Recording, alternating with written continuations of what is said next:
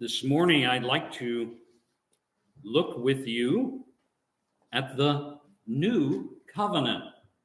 And as often as I speak of it, I was surprised to discover that we've never looked together at the new covenant during this devotional time before communion. Because, as you might guess, I keep a little spreadsheet with such things. So in Jeremiah chapter 31, beginning in 31, God says, "Behold, days are coming, declares the Lord," declares Yahweh, "when I will make a new covenant with the house of Israel and with the house of Judah, not like the covenant which I made with their fathers in the day I took them by the hand to bring them out of Egypt, my covenant which they broke, although I was a husband to them, declares the Lord." And I want to just note here that God is saying, I'm going to make a new covenant. And it's different, notice, not from the Abrahamic covenant. He doesn't say it's not like the covenant I made with Abraham, but rather it's not like this covenant when I brought the children of Israel out from Egypt. Now, what covenant was that? That was the Mosaic covenant, not little pieces of colored tiles, but the covenant of Moses. The one that had all of the laws in it and specified the consequences for disobedience. That covenant, that conditional covenant, God says, I'm going to make a new covenant that's not like that one. But this is the covenant which I will make with the house of Israel after those days, declares the Lord.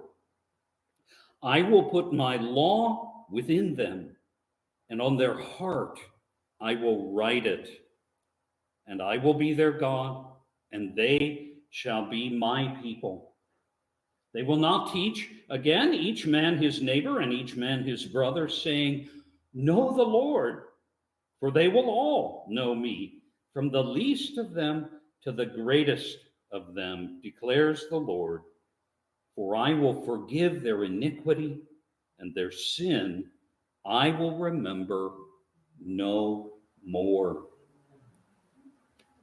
And as much as I want to go on for 45 minutes on this text, let me just briefly remind you that each Sunday as we come to the Lord's table, we typically read from the Apostle Paul, quoting the Lord Jesus, who said, this cup is the new covenant. This is it.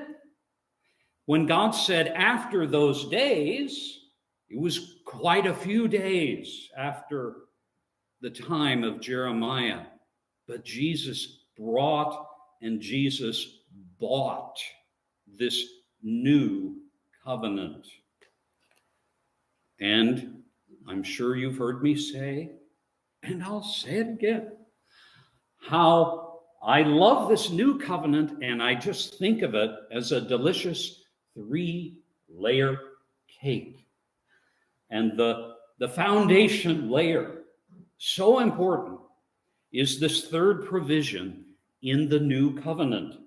That is, for I will forgive their iniquity, and their sin I will remember no more.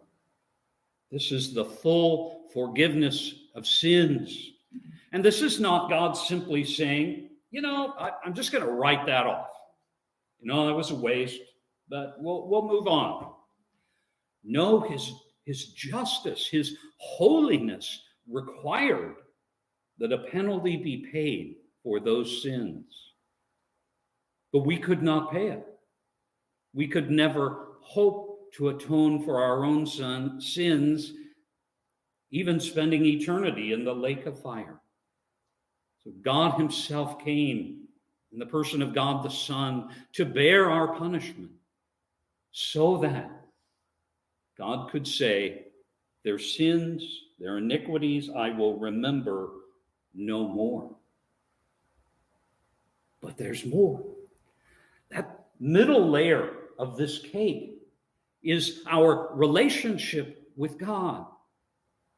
And again, he says, they will not teach again, each man his neighbor and each man his brother, saying, know the Lord, for they will all know me, from the least of them to the greatest of them, declares Yahweh.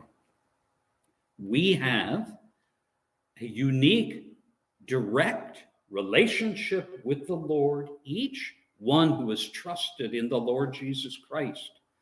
That's what he purchased by his blood in the blessings of the new covenant. We know the Lord. It's not as though we don't need help. We don't need teachers. We don't need pastors. We need all of them. But each person who's been reconciled to God through the Lord Jesus Christ has a direct relationship. No human intermediary. We go through Christ directly.